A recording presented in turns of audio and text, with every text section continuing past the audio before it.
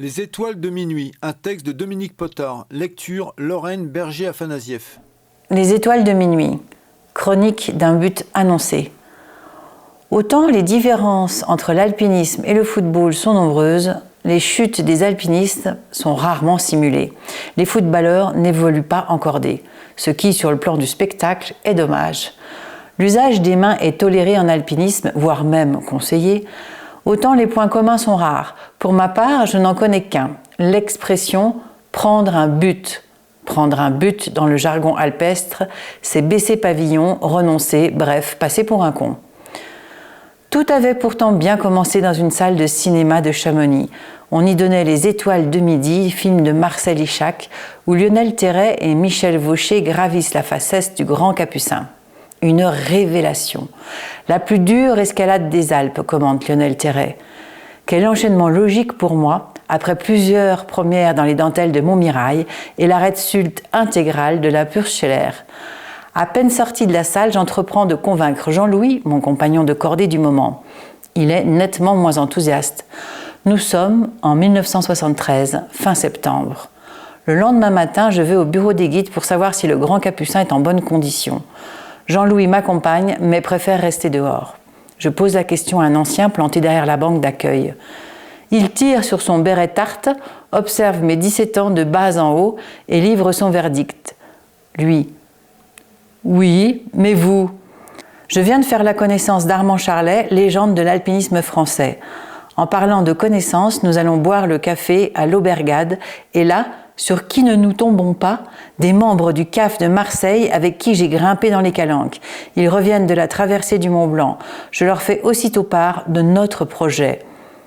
Le quoi, tu dis? Le Grand Capucin, c'est la grande chandelle du coin.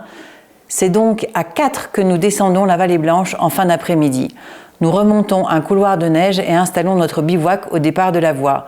Rustique le bivouac, assis sur une petite vire, sans duvet, les pieds dans le sac. Fin septembre s'appelle à 3400 mètres et les nuits sont longues. Nous avons tout le temps de grelotter sous le regard insistant des étoiles de minuit. Enfin, le soleil débouche derrière les arêtes de Rochefort, ça nous fait un bien fou. Mes amis marseillais ne m'en voudront pas, mais je ne me souviens plus de leurs prénoms. Je ne les ai jamais revus depuis. On dira Olive et Marius. Je m'encorde avec Olive et pars dans la traversée en 6 qui ouvre les hostilités. Comme je claironne à Olive, après être passé, c'est de l'escalade pour sudistes. À Envaux, ça vaudrait 4 sup. Olive me rejoint, plus circonspect sur la cotation et qui n'a pas apprécié le pendule final. Il est blanc comme un linge. Je triomphe de la longueur suivante en me battant comme un beau diable. Il n'a qu'à bien se tenir, le Grand Capucin. « Qu'est-ce que tu dis, Olive? Tu te sens pas bien ?» Mon second me fait comprendre d'un geste horizontal des 2 mains que pour lui, l'ascension s'arrête là. Tout n'est pas perdu. J'observe la cordée suivante à l'affût d'un successeur. Jean-Louis est bloqué au milieu de la traversée. « Ça va, Jean-Louis ?» « Non !»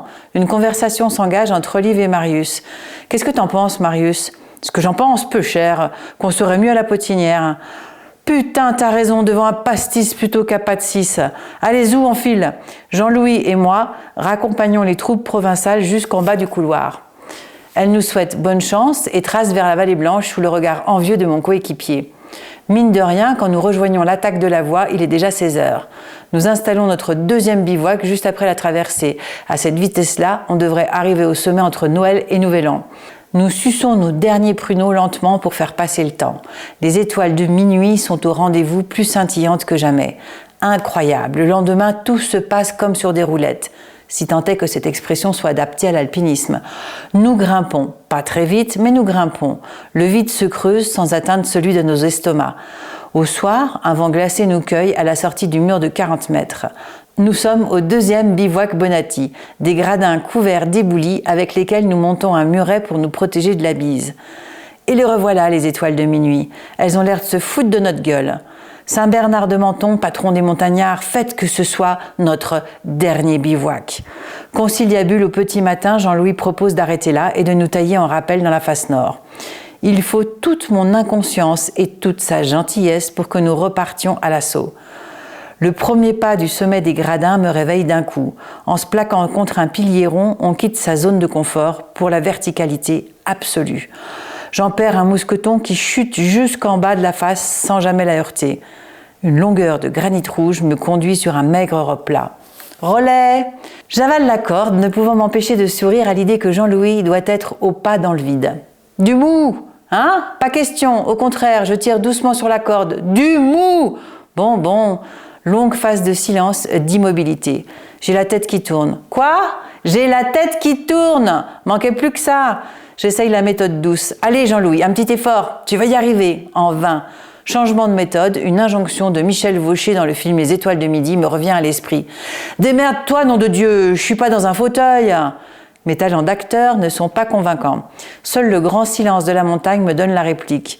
Il faut me rendre à l'évidence, on a pris un but. La mort dans l'âme, je redescends en me laissant glisser de piton en piton. En parlant de mort, elle nous guette au bord de la face nord. Nous basculons à l'ombre sur du mauvais rocher. Les rappels se font sur des pitons de plus en plus foireux. Le dernier, c'est carrément du foutage de gueule. Planté à 1000 lames, la tête en bas, je fulmine. Jean-Louis a retrouvé le sourire. On a bien fait de se mettre à la diète. Enfin, nous voici sains et saufs au pied de l'ecclésiastique récalcitrant. La journée est déjà bien avancée. Nous remontons lentement la vallée blanche. Dernier départ pour Chamonix dans 5 minutes. Nous sommes au pied de l'arête de l'Aiguille du Midi quand retentit cette annonce. Saint-Bernard de Menthon est un gland. Nous n'échapperons pas à un 4e bivouac. Traînant dans les galeries où s'engouffre le vent, nous finissons par trouver un peu de chaleur du côté des sanitaires. Les étoiles de minuit, celles de la place au béton, l'air vif au relent de chiottes. On ne peut pas tout avoir.